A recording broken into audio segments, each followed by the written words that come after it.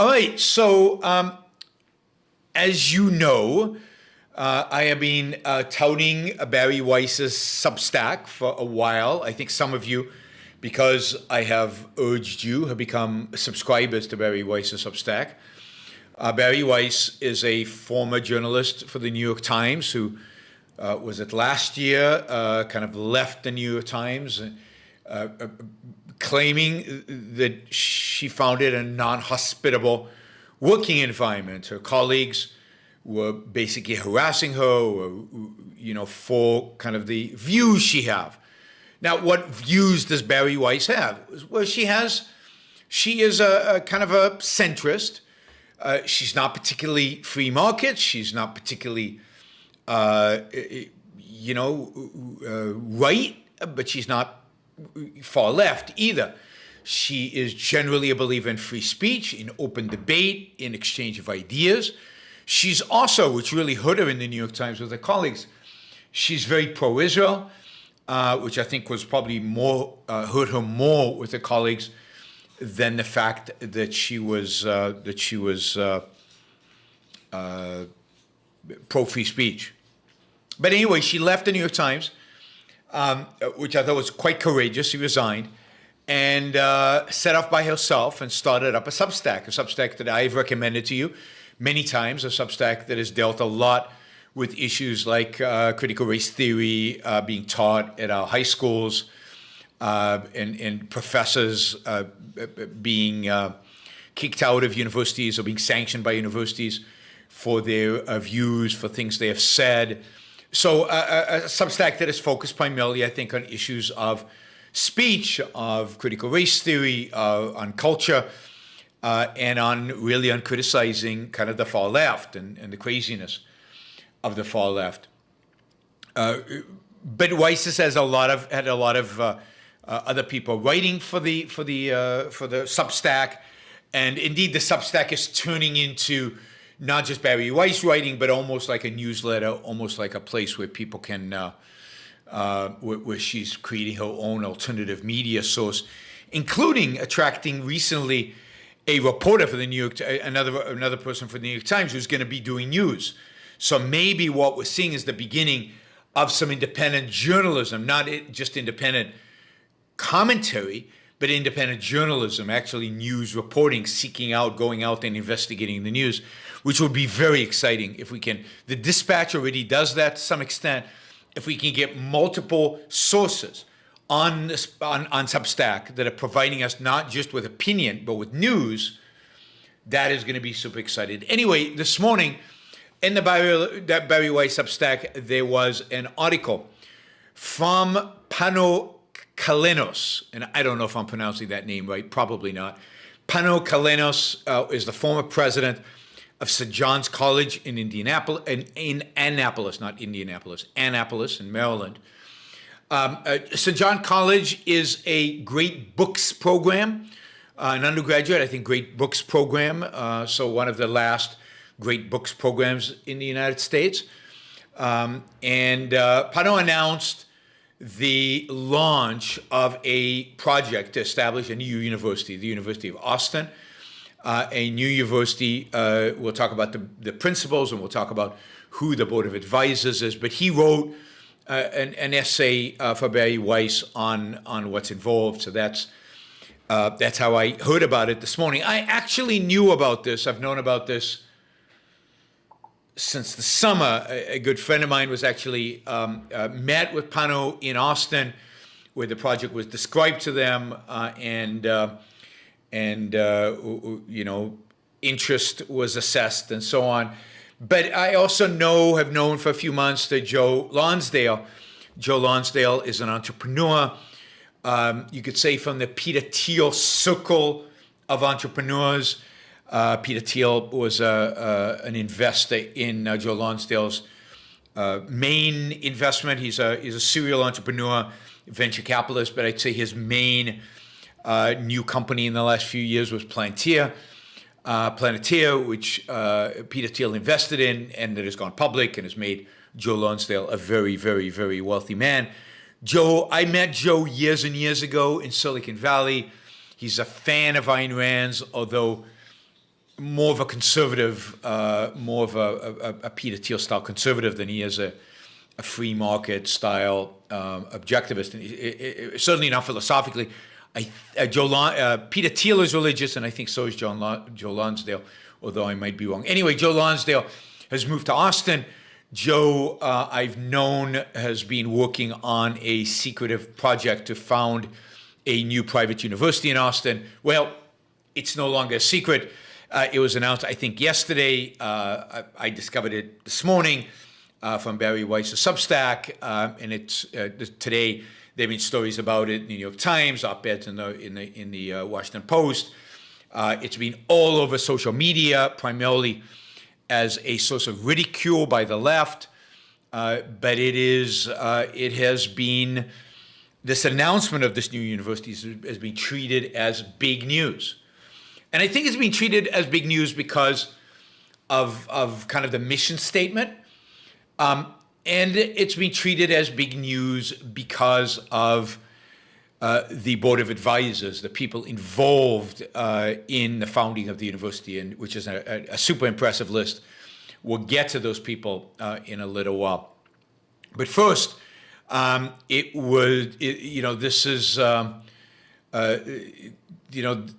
is a university that is set up to counter the to counter this in terms of the existing status of universities, primarily to counter the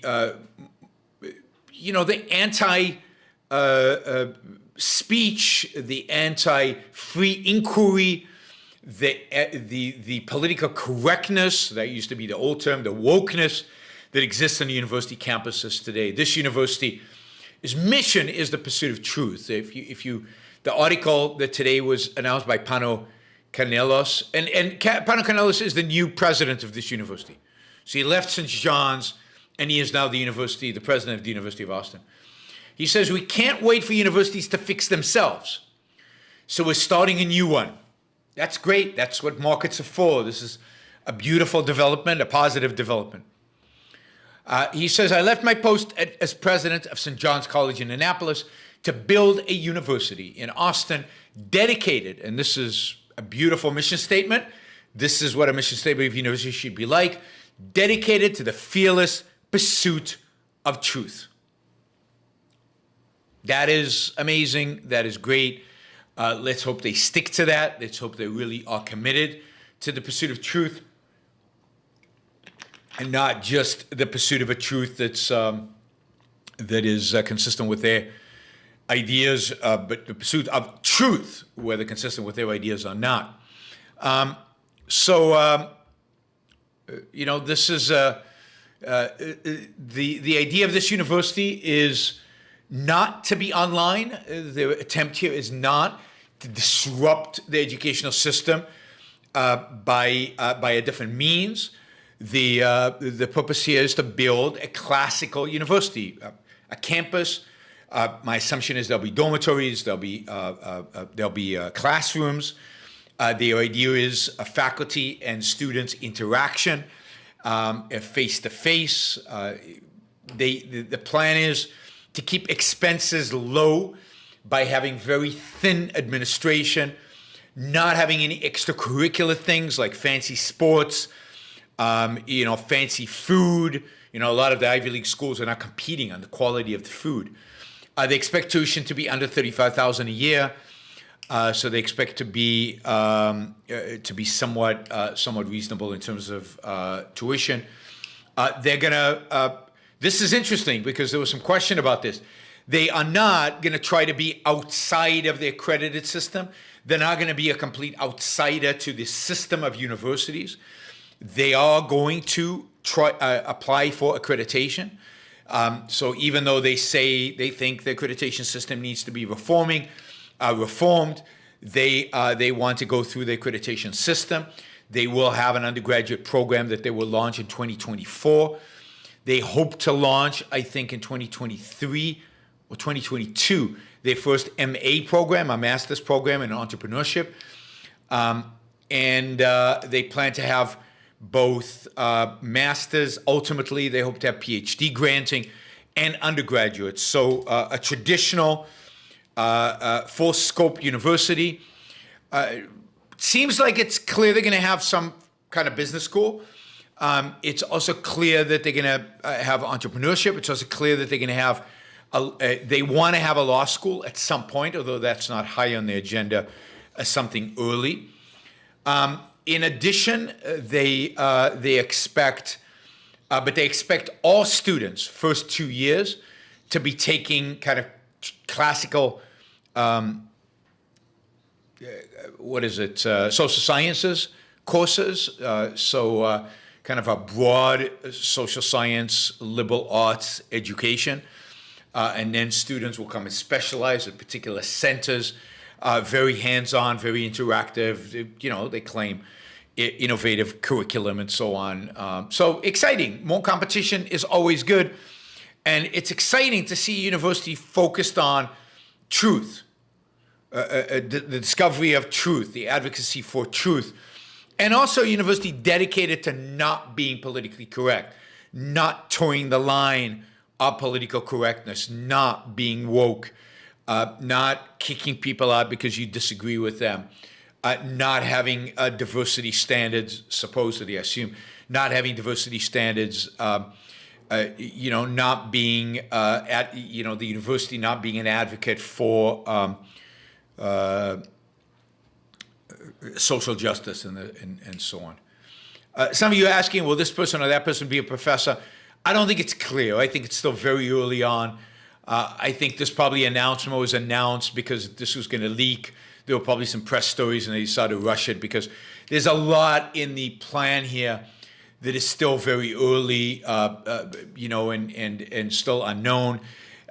They have done, Lex Friedman, who is involved in this. Lex Friedman, he's interviewed me a couple of times. He's got this massive interview show on YouTube.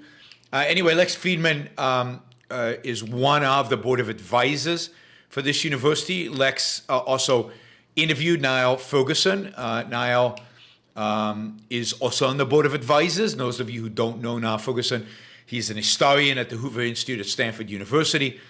And he is also well known as the husband of Ayaan Hirsi Ali, or maybe she is known as the wife of Niall Ferguson. But anyway, both of them are like celebrity intellectuals. They are superstars in their own right.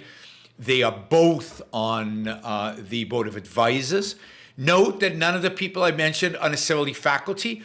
The only faculty with a question mark listed, it's not clear the faculty, but they're called founding faculty fellows. Ayaan Hirsi Ali, Peter Boghossian from Portland State University. I think he's a philosopher. Portland State University, if you remember, he resigned. I talked about this. It was on, I think I reported on it on the Iran Book Show. He quit the university, left because of the extent to which he was harassed, the extent that the university was tilting strongly towards, again, wokeness and political correctness and not accepting ideas that were outside of the mainstream, ideas that deviated for kind of the far left. I don't know how good of a philosopher Peter Boghossian is, but he's definitely a critic of CRT. He's a critic of postmodernism. So he's definitely a critic of the right things. Whether he is an advocate for the right things as a philosopher, hard to tell. Kathleen Stark, also a philosopher from the University of Sussex, not Essex, Sussex, I think Sussex, also resigned from the university because of wokeness and her position on gender. I think she has this crazy, radical, insane, completely unacceptable view that, I don't know, men generally have penises and women are women and generally don't have penises. I think that's her crazy position. And anyway, she created a bit of a furor around transgender issues and around gender. But so she's on the founding faculty fellows. I hope the standard for being a founding faculty or faculty at University of Austin is not having had to resign from your previous position. So it's not just a negative. I hate the far left. That shouldn't be the criteria. Hopefully these are also good academics. These are good teachers. These are people who have interesting ideas and are successful intellectuals. I hate to see it that it's all the negative. We're anti the left. That would be pretty boring, ineffectual university. So the Board of Advisors is very impressive. Faculty is yet to be determined how good they are going to be. Obviously, Ayn Hirsi Ali as a founding faculty fellow is really good. Again, I have a lot of disagreements with Ayn Hirsi Ali, particularly about philosophy, but she's a hero and smart and interesting and unbelievably courageous. And for that, I would go take a class with Ayn Hirsi Ali any day of the week. So I think that's great news. The faculty advisors. This is a great list. I mean, it's so there are 2 people on the list. So this is the thing. How many people are there? 5, 10, 15, 20, 25, 28, 29, 30, 31. There are 31 people on the Board of Advisors of this institution. And you will be shocked to hear that of the 31 people on this Board of Advisors, I despise only 2. Now, that is a massive achievement for them, I think, to put together a list of 31 intellectuals. Now, I don't know everybody. I might despise more of them when I get to know them. But I know almost everybody on this list. I think I know a lot about almost everybody on the list. There's a handful of people I don't know. And there's only 2. There are only 2 that I can tell right now. A few that I don't know, but only 2 that I actually despise. And then there's more than 2 that I actually like, right? That are actually good guys. So let's go over the list. You can tell me if you know who are the 2 I despise. And Pano Canella seems like a good guy. Don't know that much about him. Seems like a good guy. Now Ferguson is very good. He's a conservative, more conservative than I'd like, but a conservative, one of the good guys, I think. Super, let's see if I can speak. Stop for a second. Super smart, super interesting, a good historian. Yeah, I've read his books, good books, really good. Barry Weiss is on the Board of Advisors. Love Barry Weiss. Again, disagree with her on a lot of things, but, she's one of the good guys. Heather Haying. Heather is what's his name? Brett Weinstein's wife. Brett Weinstein's wife, not the other Weinstein. Yes, Brett Weinstein's wife. She's an evolutionary biologist. I mean, she's good. She's good. Brett, I think, went a little crazy recently, but generally Heather and Brett are pretty good. And I'm a supporter of Heather. Joe Lonsdale. Joe Lonsdale is an entrepreneur, incredibly successful. As I said, I've met Joe. He's a nice guy, a bit of an Ayn Rand fan. Not too much, but a bit of an Ayn Rand fan. And obviously the financing, the finances behind this. Actually, Legend 007, Chris Stewart. I hope you don't mind me telling them who you are. But anyway, he says now Ferguson had good things to say about Atlas Shrugged. Yeah, I think both he and I and Hirsi Ali are positive about Atlas Shrugged. They're not objectivists. They're not pro. But both really start. So Joe learns it. Okay, Arthur Brooks. You guys know my views on Arthur Brooks. I don't despise the guy. He's too nice of a person. But Arthur is a real Catholic, a real altruist, a very, very, very weak and undermining defender of capitalism. So I'm mixed on Arthur as much as I like him. I think some of these other people are better. Then Ayn Hirsi Ali, I'm just reading up. Oh, Glenn Loury. I love Glenn Loury. Glenn Loury is fantastic. He's an economist at Brown University, and he's truly fabulous. So I'm a big fan of Glenn Loury and really happy to see him involved in something like this. Stephen, thank you. Really, that's very generous. Really appreciate it. Robert Zimmer. Robert Zimmer is the chancellor and former president of the University of Chicago.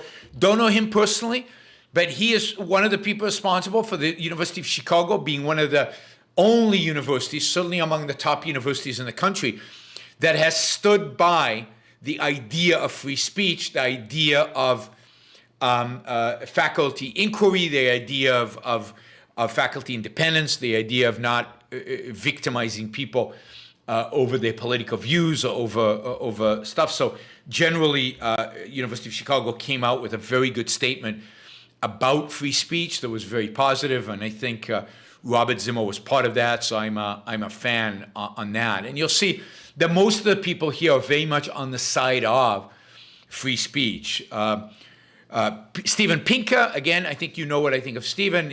Lots of problems, obviously left of center on many issues, wrong on free will, wrong on some other things, but generally one of the good guys, I think, in the culture in which we live, and a good influence. Nadine Strawson, I don't know if you guys know who Nadine Strawson is, but she's a professor of law at the New York Law School. She's also the former president of ACLU, definitely leftist, but definitely pro-free speech. She's one of the strongest defenders of free speech. She was part of the ACLU when the ACLU actually went out there and defended free speech. So yeah, I mean, she's great, and she's a fighter, and to have her on the board of advisors, terrific. Again, credentials vis-a-vis free speech, very, very strong. Lex Friedman, I guess you all know Lex. I'm really happy to see him here, kind of taking taking his act beyond the podcast and now kind of getting his ideas, having a forum for his ideas as Lex. John Nunes, I don't know anything about John. He is a priest, a Catholic priest. He wears a collar. Former president of Concordia College. I don't know how bad he is. He's a priest after all. Dorian Abbott is a geophysicist at the University of Chicago. He's the guy who, because he said some things about affirmative action and about this whole DIE, diversity, whatever, was refused or they disinvited him from giving a speech at MIT. And he's become a big spokesman for this idea of, well, maybe affirmative action is not that great, and over issues relating to diversity and so on. Okay, here's one of the bad guys. Okay, I said the two guys I despise on here, the two guys that I think are really bad. They shouldn't be here. If this is supposed to be a liberal institution, a push for liberality, liberal in the sense of freedom, liberal in the sense of free speech. If this is supposed to be anti the illiberalism of the left, what you don't want is people on here who are illiberals of the right. And Sohrab Ahmari is an illiberal of the right. And look, you don't have to believe me on this. He calls himself illiberal. He is a fighter against freedom, what he calls the libertarian streak of the right, free markets, individualism. He hates individualism. He hates he hates the idea of individual rights and individual liberty. So it's a little discouraging to see Sohrab Ahmari here. It suggests that some of the funders, maybe even Joe Lonsdale himself, some of the funders have a conservative national conservative leanings. Hopefully he doesn't have a lot of influence. He's big. Sohrab Ahmari is very big. He got into a big fight with David French about a year ago, 2 years ago. I did a whole show on the struggle, maybe it's more than 2 years ago, between Sohrab Ahmari and French. Sohrab Ahmari has become one of the leaders of the what I'll call the anti-liberty part of the Republican Party. He is clearly a pro-statist right, and he is one of the leaders of that. Next person is Jonathan Haidt. Again, good guy, left of center, very pro-free speech. again, disagree with him on things like free speech and what the role of morality and what differentiates the left and the right and all kinds of things. But basically a smart guy who's interested in ideas and is interested in open discussion and open debate. So most of these people are what I'll call liberal in the classical liberal sense, not free market, but in the liberal in terms of ideas and the pursuit of truth. Now, another one of the people I despise, this guy I probably despise more than I despise Soham Amari. This is Leon Kass, who's the dean of faculty at Shalem College. Leon Kass is he sometimes is called a bioethicist. He is anti longevity, extending human life. He was the head of George W. Bush's in the 2002 to 2005, I think, bioethics committee, and I've despised him since then. I mentioned him on one of my shows where I described what the bioethics committee came out against life extension technologies and all the problems, against gene editing, against a lot of the gene technology and changing the human genome and playing God. He's very much against all of that. So I'm a big opponent of him. Anyway, yeah. Stuart says that Jonathan Haidt has written some bad stuff about Ayn Rand. Yeah, I mean that's not my criteria, right? A lot of these people oppose Ayn Rand. There's not an objectivist on here. Not even close to an objectivist on here. And you wouldn't expect that. But a lot of the people here are anti-Ayn Rand. Arthur Brooks is, I mean, Stephen Pinker's not a friend of Ayn Rand's. So, you definitely have a mixture here. Leon Kass is a real Christian. I mean, religionist. I'm not sure, he might be Jewish, but he's definitely a right-wing religionist. Larry Summers is, again, left-wing, a Keynesian economist, although better than Krugman, significantly better than Krugman, but a Keynesian economist, neo-Keynesian economist. He is the president, used to be former president of Harvard University. He was chief economic advisor to, was it Bill Clinton? Maybe Bill Clinton. He was kicked out of the University of Harvard because he said something about women not having a propensity for sciences or something that was deemed sexist, and he had to resign from the university from Harvard University. Again, somebody who's fought against the political correctness type of attitude. Vicky Sullivan, I don't know, from Tufts University. Wilfred McClay, a historian from Hillsdale. So if he's from Hillsdale, he probably leans conservative, libertarian, and religious. That's typically Hillsdale. Jonathan Rausch, a senior fellow at Brookings Institute, against on the left, but pro-free speech, smart, leftist, bad on economics. E. Gordon Gee is president of West Virginia University, probably a pretty free market guy. West Virginia University has a number of pro-free market programs, so he's probably one of those. Kathleen Flanagan is a writer for The Atlantic. I probably read some of her stuff, but I didn't look her up, so I'm not sure. Andrew Sullivan, you all know Andrew Sullivan. I debated him. My debate with Andrew Sullivan from Clemson University is online. Andrew is a conservative, gay, conservative, anti-Trump, interesting guy, but also very bad on economics. Very, very, very bad on economics. But no, I don't think there are too many leftists. These are the best of the leftists. And they're the kind of people who you would want to take a class from. I would want to take a class from Rausch or Larry Summers or Steven Pinker or all of these guys are super smart. They're super interesting. And no, I mean, I'm not as anti-left, anybody left of center that that as much as some of you guys. I'm much more sympathetic to somebody like Steven Pinker than I am to most people on the right, on the so-called right. Then, of course, there's Deirdre McCluskey. Deirdre. I think Deirdre's fantastic. She's a historian, economist, philosopher. Deirdre and I disagree on a number of things, but on the other hand, she's brilliant, and she's the most free market person on this by far.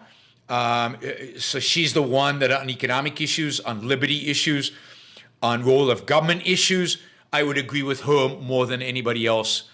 On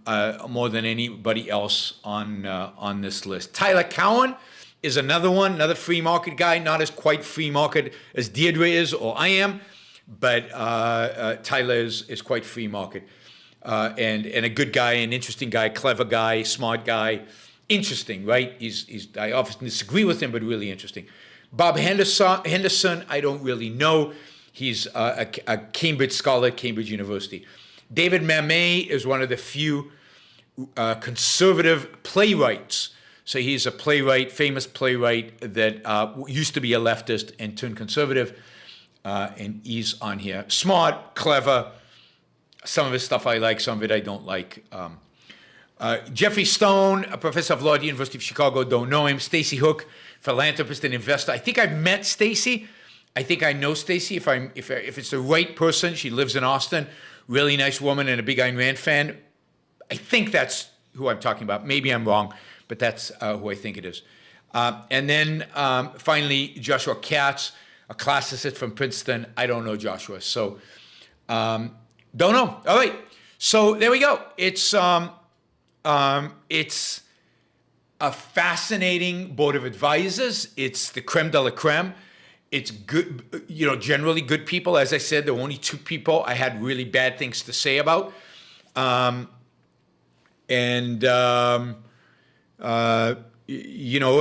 love the fact that Glenn Lowry's there, and this is great news. This is good news. I think it's got a nice balance of having some people from the left. I think it would have been terrible if this was not, wasn't balanced in that sense. That's the board of advisors. There's nobody else, so you can ask questions about other people, but if I didn't mention them, they're not on the board of advisors. It's very exciting. It's going to be very interesting to watch. It's going to be very interesting to see the bureaucratic hoops they have to go through. They have to get accredited. They have to get land. They have to build a university. They have to get faculty. It's not necessarily going to be easy to get faculty. They're going to have to build out programs. Again, they're going to have to get accreditation for those programs. None of this is going to be easy. None of it's going to be simple. But if they go for STEM, if they go for science, I think they'll be able to bring in some good people. But, and we'll see the quality of the students. One of the things they don't want is to attract just rabid conservatives. What they want to attract is a wide spectrum of students who are coming to get a great education. They want to make sure that it's not assumed that the university is political. It should be nonpartisan. It should not be political. If it turns into political, it'd be terrible. It's a great effort. This is great news. They're already being ridiculed in by a lot of the mainstream media. They're being ridiculed for being like Trump University, which is ridiculous. Trump University was basically a private university but not a substantive university. This is a substantive liberal arts university. It's being compared to Phoenix University. This is not Phoenix University. Phoenix University partially modeled the whole idea of online education, but also again was large numbers, and you can't say that liberal arts education was a primary focus. Here it clearly is, or at least that's the ambition. The ambition here is to create a world-class liberal arts university, and more than liberal arts. I think they're going to have STEM as well. So a world-class university, capital U, with everything that entail. And competition is fantastic. There are already good universities. There are universities that break the mold of the traditional university. There is a Hillsdale University. There is this Northwood University that I spoke at last week. There is St. John's, which does great books. The president of West Virginia University had to come out and say, I don't agree that the university system is broken, because, hey, he's the president of a university. So I like this new university, but I don't agree with everything they say. So they're going to have some challenges. It's going to be interesting. They're in the process of raising $250 million, which I don't think they'll have a problem doing. They don't think they're going to have a problem doing. Some people are comparing them to Prager University, which again is a joke. And let's again hope that they're not just, narrowly focused on Prager University kind of stuff, that they really are. And that's why I'm glad to see a Jonathan Haidt and Rausch and Steven Pinker on there. That is going to give it a much bigger scope and a much wider scope and a much greater variety of courses, of areas of expertise, and of political emphasis and political ideology. I think that's a good thing.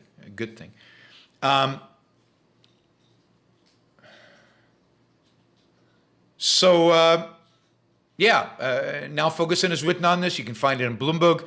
Again, you can find on Barry Weiss's Substack, which you should subscribe to. You can find the original statement. I mean, part of the thing is to create an environment in which professors are not afraid to be sacked, not afraid to be marginalized because of their opinions. I mean, it would be nice if communists were marginalized. And real fascists were marginalized. The problem is that today anybody right of the far left is in a position to be marginalized. All right, so that's University of Austin. Great news. Hopefully you're excited. Hopefully this is good news. We don't always get good news, so this is great, and it really is good to have Lex Friedman on there and to have some other people that I know. I know Ayaan Hirsi Ali, and I've met Ayaan Hirsi Ali a couple of times, and I know some of the other people involved, and this is great. Let me also add this. I'm not going to say too much about this, partially because there isn't a lot to say about it, but partially because a lot of it is kind of still being worked on. But attempts are being made to have some objectivist influence here. Again, I know there are people within the objectivist world who know Joe Lonsdale quite well. There are people within the objectivist world who know many of the people involved here quite well, whether it's Lex Friedman or some of the others. There are objectivist donors who are donors to this university, and I think there will be even more, some big donors who are contributing to this. There are some objectivists in the education field who are have done a lot of thinking about education more broadly and ways in which to revolutionize education. They are having discussions with this university. They're having discussions with people at the university. There are objectivist academics who have had some discussion with this university, names not to be mentioned. And then, of course, there's a massive objectivist presence in Austin, Texas. We have a philosopher in Austin, Texas, two philosophers in Austin, Texas. We have Greg Salmieri, who's at the University of Texas in Austin. It's going to be now confusing. University of Austin in Texas versus the University of Texas in Austin. But who's there, who is right there. And we know that Greg's, the center that Greg is part of, has some overlap with some of the people who are involved in this new university. There are no objectivists on the board of advisors. They're not going to be. But again, there are some points of influence. There are points of interaction. Look, the reason to be excited about this is not because this is going to be an objectivist university. It will not. The reason to be excited about this is that we want alternative to the existing universities. The existing universities are the problem in our culture. And we want alternatives. We want competition. We want engagement. There are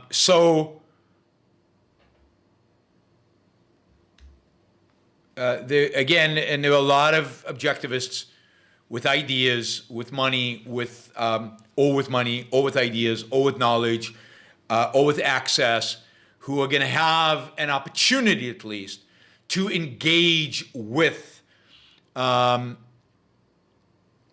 people at this university, and to try to have some influence.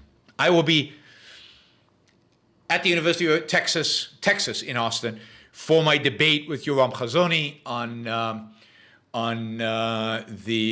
December 8th. My guess is Yoram Chazoni is probably knows all the people involved in this, and again, his is a version of conservatism I hope doesn't land up dominating this university, although it could. But again, there's a lot of intersections, and there's a lot of reason to be hopeful about the potential for maybe some objectivists to, the other philosophy in Texas is Ben Baer, who works for the Ayn Rand Institute. A number of staff members at the Ayn Rand Institute work in Austin, Texas. So I'm excited. Not because I think this is an objectivist university, not because I think this solves the problem of the world, but because I'm a believer in competition. I like, I like to see this. Somebody asked Matt Bateman is not in Austin, although he spends quite a bit of time in Austin. But the school, Higher Ground Education, is, I think, now based in Austin. The headquarters are based in Austin. Thank you for listening or watching the Yaron Brook Show. If you'd like to support the show, we make it as easy as possible for you to trade with me. You get value from listening. You get value from watching. Show your appreciation. You can do that by going to yaronbrookshow.com/support, by going to Patreon, Subscribestar, Locals, and just making a appropriate contribution on any one of those channels. Also, if you'd like to see the Yaron Brook Show grow, please consider sharing our content, and of course, subscribe. Press that little bell button right down there on YouTube so that you get an announcement when we go live. And for those of you who are already subscribers and those of you who are already supporters of the show, thank you. I very much appreciate it.